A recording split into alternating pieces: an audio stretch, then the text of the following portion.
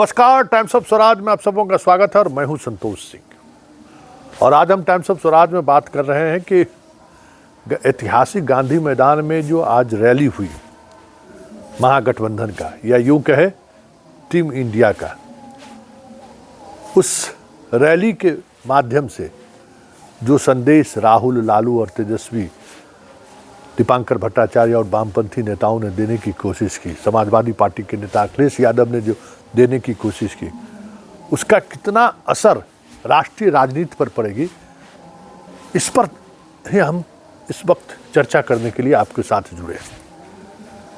क्योंकि इंडिया गठबंधन की शुरुआत, पहली बैठक भी इसी पाटलिपुत्रा की धरती पर हुई थी। और जब वो एक शक्ल लेता, उससे पहले ही इस गठबंधन को मजबूती प्रदान करने के लिए या इस गठबंधन को एकत्रित करने के लिए जिस व्यक्ति ने मुहिम की शुरुआत की थी, सबसे पहले वही साथ छोड़कर चले गए। बात नीतीश कुमार की कर रहे हैं। लेकिन आज जिस अंदाज में, जितने कम समय में, मुश्किल से 10 दिनों के अंतराल में जो बातें कही गई और जिस तरीके से लोग जुटे और चारों तरफ गांधी मैदान में हर महागठबंधन के हर साथियों का झंडा दिखा, संकेत ये देने में जरूर कामयाब होता दिख रहा है कि आने वाले समय में बिहार, झारखंड संयुक्त रूप से बात करें, क्योंकि ये जो गठबंधन है उसका प्रभाव झारखंड पर भी पड़ेगा, ये भी साफ दिख रहा है। ऐसे में मोदी के लिए आज की रैली, क्योंकि आज के रैली में जितनी भीड़ जुना उपस्थित था, वो कहीं न कहीं बेगूसराय और औरंगाबाद की रैली से काफ़ी ज़्यादा, और उत्साह भी कई गुना ज़्यादा। विशेषज्ञ यही कह रहे हैं कि ये एक थ्रेट है मोदी के लिए, क्योंकि इस इलाके में अगर 10 से 15 सीट भी कम हो गया मोदी के लिए, बिहार, झारखंड और बंगाल में, तो इसकी भरपाई करना मुश्किल होगा मोदी के लिए। क्योंकि बाकी जगहों पर अलग अलग तरीके से चीज़ें, जो सीट है वो 100 में 100% जैसी बात है। जैसे बिहार में 40 में 39, 14 में 12, 18 सीट बंगाल में। तो ये सारी सीटें ऐसी हैं जिनकी वापसी में अगर ये 10-15 सीट की कमी हो गई, तब तो फिर खेला होगा। जरा सुनिए इस पूरे कार्यक्रम के दौरान पहले किसने क्या कहा, जरा ये पहले सुन लीजिए। हिंदुस्तान के नागरिकों के दिल में नफरत नहीं है, मोहब्बत है, प्यार है, एक दूसरे का आदर है। तो सवाल उठता है कि इस देश में नफरत क्यों फैल रही है? भाई और बहनों, नफरत का सबसे बड़ा कारण देश में अन्याय है।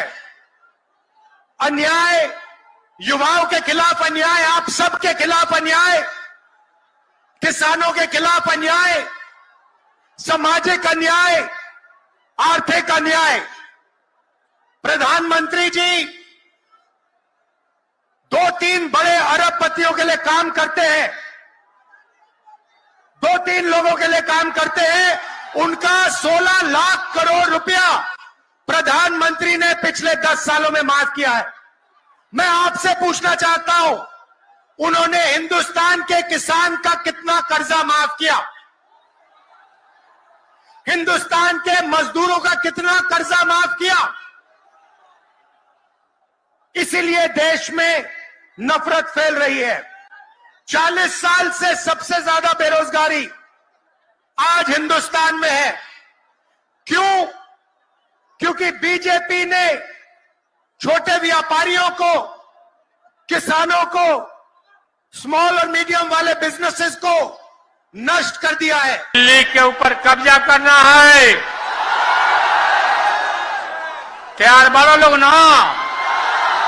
हाथ उठाकर बताओ तैयार बनेगा।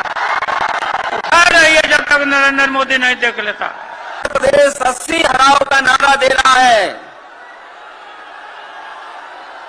अगर उत्तर प्रदेश 80 हराओ का नारा दे रहा है तो बिहार भी पीछे नहीं है। 40 हराओ का नारा यहां से भी निकल करके जा रहा है। और अगर यूपी और बिहार मिलकर के 120 सीट हरा देंगे तो भारतीय जनता पार्टी का क्या होगा। मैं अभी सुन रहा था, हमारे कम्युनिस्ट पार्टी के नेता ये कह रहे थे कि समुद्र मंथन हुआ था कभी। समुद्र मंथन हमारे सभी लोगों को पता है। समुद्र मंथन के दौरान क्या हुआ है, लेकिन इस ऐतिहासिक मैदान में मैं कहना चाहता हूं कि 2024 में संविधान मंथन होने जा रहा है। एक तरफ वो लोग हैं जो संविधान बचाना चाहते हैं, संविधान के रक्षक हैं, और दूसरी तरफ वो लोग हैं जो संविधान के भक्षक हैं, संविधान को खत्म करना चाहते हैं। आप सब लोग जानते हैं चाचा जी पलट गए, लेकिन पलट गए तो जहां भी रहे सुखी रहे। आपने किसके मुंह से सुना था 10 लाख नौकरी का? पटना में, बिहार में पोस्टर लगवा रहे हैं नीतीश कुमार जी। हमारे आदरणीय हैं, हमारे चाचा हैं, हम उनका आदर करते हैं, सम्मान करते हैं। बुजुर्ग हो गए कि 10 लाख सरकारी नौकरी देंगे, तो मुख्यमंत्री जी ने कहा था कहां से आएगा पैसा? अपने बाप के पास से ला करके वेतन बांटेगा? असंभव है। सोचो, जो 17 साल में नहीं हुआ, उसी मुख्यमंत्री से, उन्हीं के हाथों 17 महीनों में हमने इसी मैदान में। तो आपने सुना, लालू का अंदाज मोदी के हिंदुत्व पर है कि वो हिंदू नहीं है। तेजस्वी नीतीश के वोटर पर हमला कर रहे हैं कि नीतीश चाचा हमारे आदरणीय हैं, उनके वोटर को रिझाने की कोशिश कर रहा है। अखिलेश इस गठबंधन के सहारे एक नई दिशा देने की कोशिश यूपी में कर रहे हैं, क्योंकि पहली बार एक मंच पर ये तमाम इंडिया गठबंधन के बड़े नेता, उत्तर भारत के कम से कम ये जो 4-5 राज्य हैं, इसके बड़े नेता यहाँ मौजूद दिखे। और राहुल ने जो कहा वो आप समझ सकते हैं। राहुल का भी अंदाज कमोबेश वही रहा जिसकी उम्मीद की जा रही थी। अब देखना यह है कि इस रैली के जस्ट बाद 6 तारीख को फिर मोदी की रैली है, क्योंकि मोदी को भी पता है कि इस गठबंधन के बाद अगर इन राज्यों पर अपनी पकड़ मजबूत रखना है तो फिर उसी मजबूती के साथ गठबंधन के तमाम उनके जो एनडीए के साथी हैं उसके साथ चुनावी मैदान में 2019 की तरह पराक्रम दिखाने की ज़रूरत है, क्योंकि उनको पता है कि इस बार पुलवामा नहीं है। उनको पता है कि इस बार पाकिस्तान पर सर्जिकल स्ट्राइक वाली स्थिति नहीं है। राम का प्रभाव जो शुरुआती दौर में देखा जा रहा था, वो प्रभाव लगातार घटता जा रहा है। जो द्वारिका के सहारे जो मैसेज देना चाहते थे, वो मैसेज भी चंद दिनों में ही वो मैसेज कहीं दूर चला गया है। जो बेरोजगारी, शिक्षा और रोजगार का सवाल है, वो सवाल आज भी मोदी को पीछा नहीं छोड़ रहा है, इतने बड़े आयाम में धर्म और राष्ट्रवाद की राजनीति चलाने के बावजूद भी। चलिए देखिए आगे आगे होता है क्या, लेकिन इतना तय है कि आज की इस रैली से टीम इंडिया गठबंधन जो है, ईडी गठबंधन, उसका मनोबल जरूर बढ़ा है।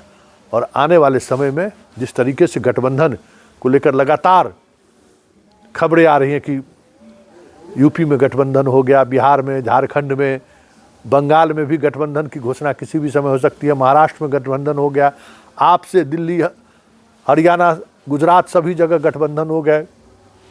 तो ये सारी बातें ऐसी हैं जो दिखा रही है कि कहने को भले तंज मारा जा रहा था इंडिया गठबंधन को, लेकिन अंदर खाने में सारी चीज़ें चल रही थी जो अब शक्ल लेनी शुरू हो गई है। अब इसका असर कितना पड़ेगा ये तो आने वाला वक्त बताएगा, लेकिन जो एक तरफा लड़ाई दिख रहा था 2024 की, वो आज की रैली और रैली में मौजूद भीड़ के साथ साथ इंडिया गठबंधन के जितने नेता शामिल हुए थे, उससे कहीं न कहीं लगा जरूर है कि 2019 की तरह मोदी को वॉक ओवर मिलता हुआ नहीं दिख रहा है।